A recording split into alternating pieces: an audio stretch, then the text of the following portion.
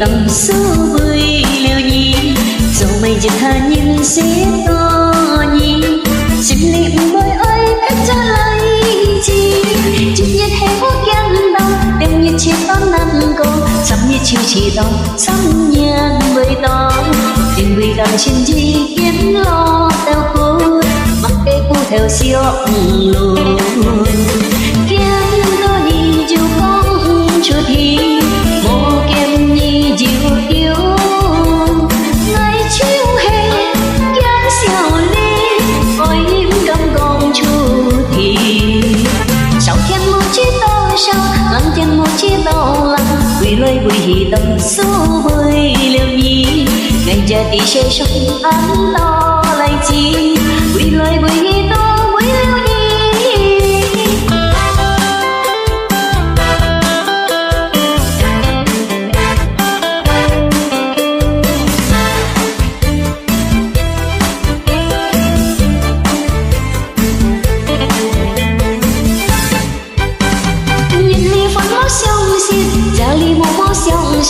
quỳ lôi quỳ hì to số vui liều nhi dẫu mây dệt hà nhìn xí to nhi chim liệm môi ôi cách trả lại chi chim nhiệt hè bóp gian đông đêm nhiệt chỉ to năm cô sóng nhiệt chiều chỉ đông sóng nhàn bơi to chim vì cầm chim gì kiến lo theo cô mặc kệ cô theo siêu luôn kiếm to nhìn chiều con cho thì mô kem nhi chiều kiêu ngày chiều hè gian xèo lên ôi vẫn cầm con chu thì sau khen một chiếc to sao lăng khen một chiếc to lăng quỳ lôi quỳ hì to số vui liều nhi ngày giờ thì sẽ sống ăn to lại chi quỳ lôi quỳ hì to quỳ liều nhi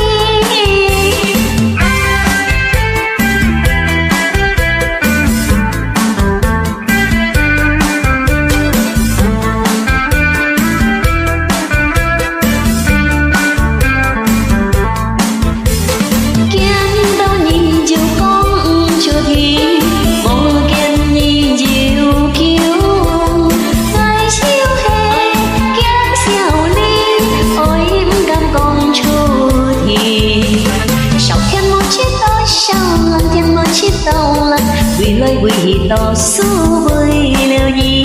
ngày giờ thì sẽ sống ăn to lại chi quỳ lôi quỳ hì tu quỳ liều nhi